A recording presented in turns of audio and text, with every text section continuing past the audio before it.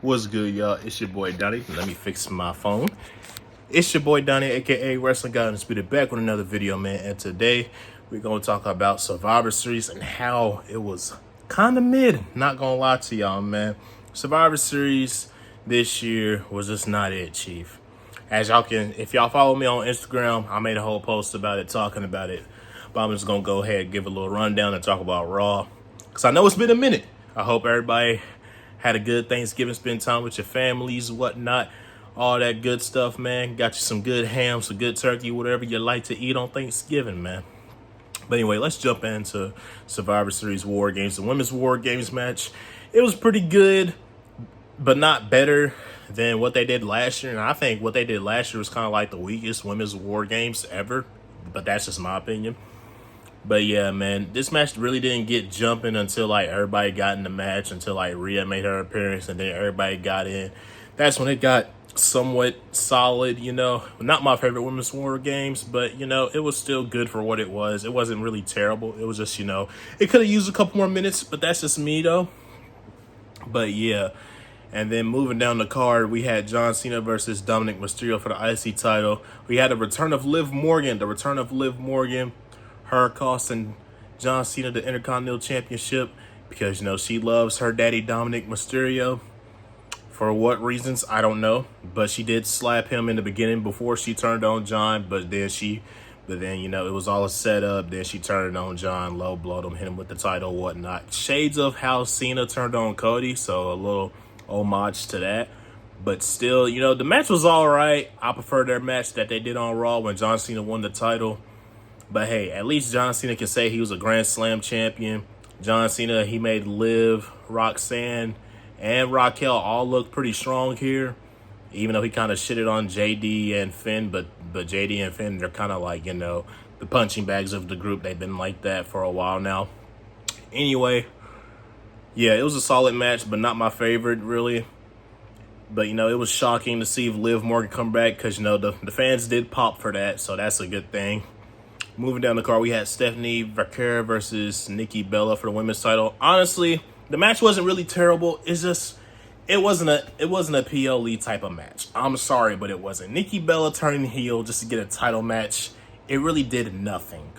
I'm sorry, but it did nothing. I hate to say it, but like Nikki Bella's return in general just hasn't done anything for anybody. I'm sorry, but that's just a fact. Like Nikki Bella, she does her better work as a heel. I'll admit that, but like this match, this program, I was just not a fan of it. Like, I rather would have seen Roxanne get her title match over Nikki Bella, who did nothing to deserve it. Like, logically, all she did was turn on her, and then she was like, "Oh, I want a title match," and then Stephanie just gave it to her.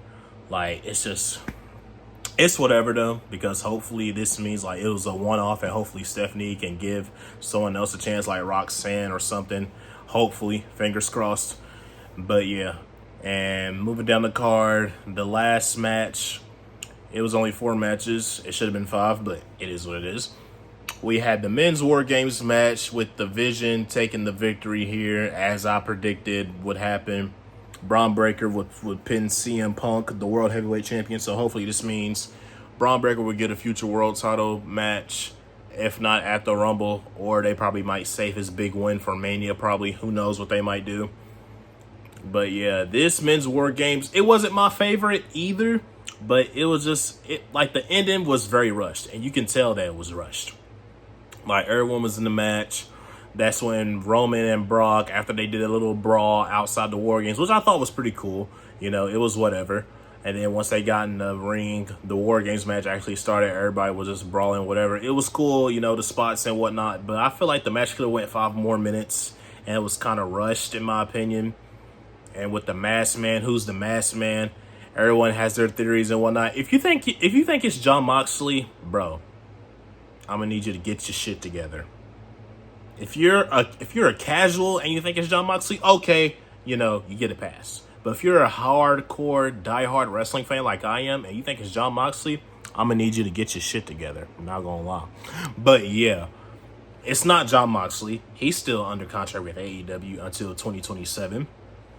It could either be Austin Theory or maybe Buddy Matthews. I did see some stuff about Buddy Matthews, but I'm not too sure because I still think he's under contract at AEW still. I think. I don't know. I gotta look it up. But the safest bet is Austin Theory because he's been out with an injury apparently. And he was supposed to be in the War Games match, but when Seth got hurt, the plans got changed and whatnot, and then they just brought in Logan Paul or Brock Lesnar. I don't know. One of the two.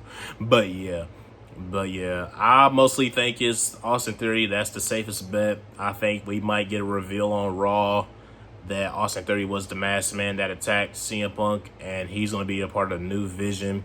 And he might be the reason that we might get a new World Heavyweight Champion sooner rather than later. Who knows? You know, we got Raw tonight.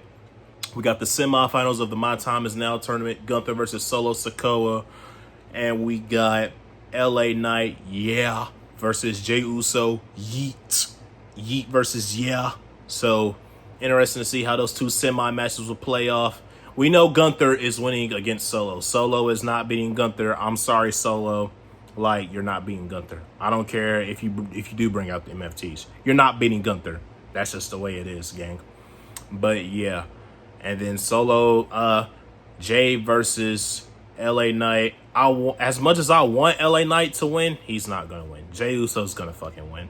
Like, that's just the way it is. I'm just sorry. But I would love to see LA Knight win and go to the finals to face Gunther. But at the same time, there's no point of him going to the finals if he's just going to lose anyway. So I think he's just going to lose to Jey Uso. And the internet's just going to have to fucking deal with that. But yeah, that's my whole take. We got Raw tonight. And apparently Triple H said Raw tonight's going to be epic. So I'm holding you up to that, Triple H. Don't fuck around. But yeah, that's all I got for this video. I'm going to be tuning in the Raw. And hopefully it's better than Survivor Series. So yeah, I'll catch y'all in the next video. I'm out. Deuces.